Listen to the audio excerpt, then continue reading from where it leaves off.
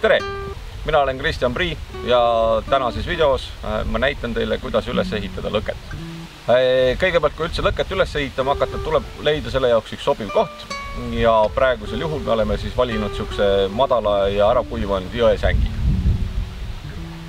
Me valisime selle jõesängi sellepärast, et kui me siin enam pärast kunagi tuld ei tee ja suur vesi tagasi tuleb, siis meist ei jää maha ühtegi jälge ja samamoodi ei ole ka ohtu pinnase tulekahjul.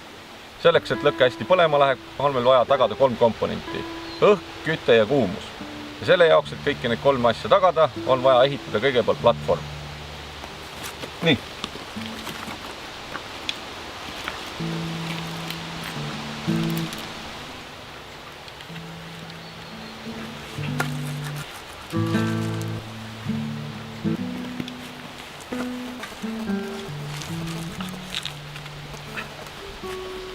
See platvorm annab meile nüüd siis selle, et maapinnast tulev niiskus ei tapaks ära meie õrna leeki ja kui meie lõkke kasvab natukene suuremaks, siis tekib samasugused nii-öelda tõmbeavad, nagu tekivad pliidile ja meie lõkke läheb kiiremini ja kuumemini põlema. See aitab ka sellisel puhul selline platvorm, kui te teete hästi märjal pinnal tuld, nagu siis praegu siin meie siis selles jõelammis, või siis kui te teete lume peal. Enne kui te hakkate lõket süütama, on mõistlik kokku koguda lõkkematerjali, peenematest siis suuremateni ja kui parasjagu sajab vihma, siis on mõistlik endale leida niisugune koht või niisugune varjalune, kus vihm teie siis leeki ära ei tapa. Ja samamoodi, kui te teete lõket siis talvel, tuleb vaadata üles puuvõrasse, et ega seal ei ole palju lund, mis lõkke kuumuse peale võib teil siis lõkkesse kukkuda.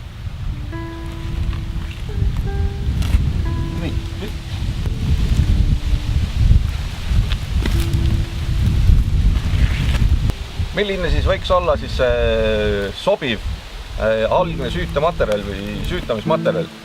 Et mulle endale kõige rohkem meeldivad siis,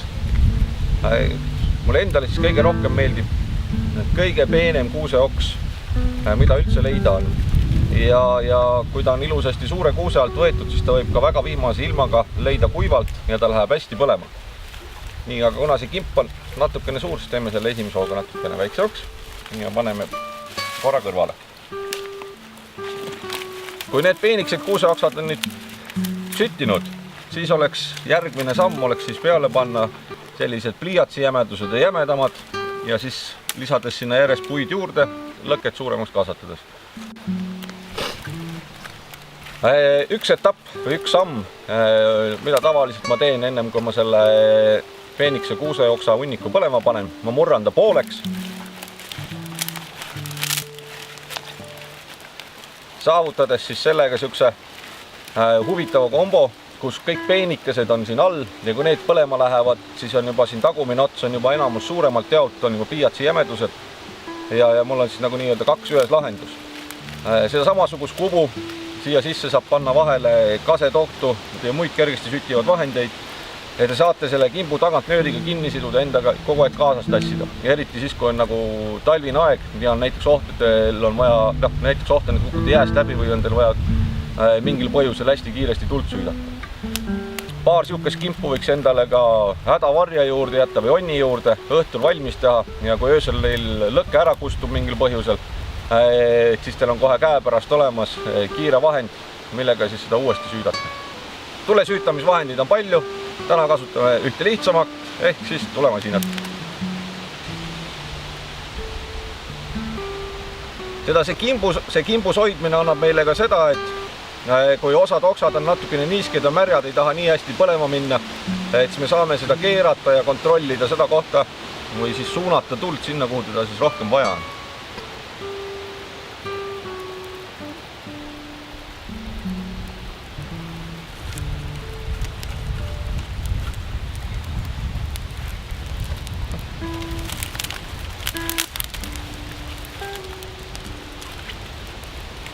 Nüüd veel natukene peenikesi juurde, siis nauti pliiatsi jämedused, siis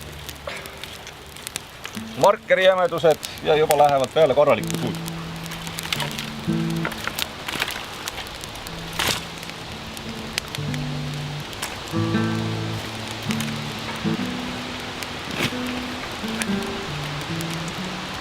ja kui te kõik õigesti teete, siis teil võiks olla niisugune puusakõrgune tuli, korralik tuli, ütleme alla 15 minutit.